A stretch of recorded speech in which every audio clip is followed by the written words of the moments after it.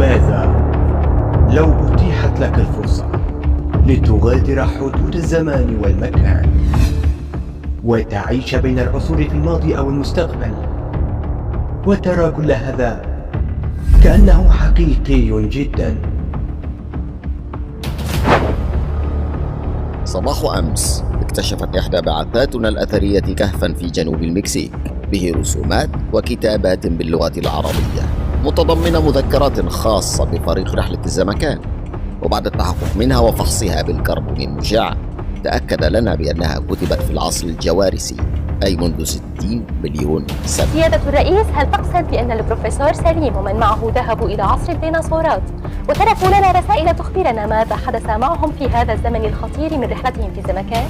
في البداية عاوز أطمن كل السادة الحضور على فويق الزمكان أستاذ سليم وصوفيا وساموة.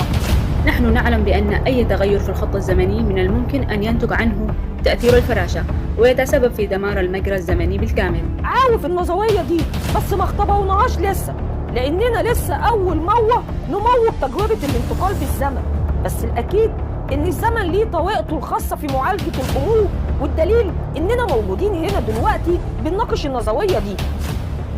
شاهد مسلسل سليم في الزمكان الموسم الثاني في رمضان.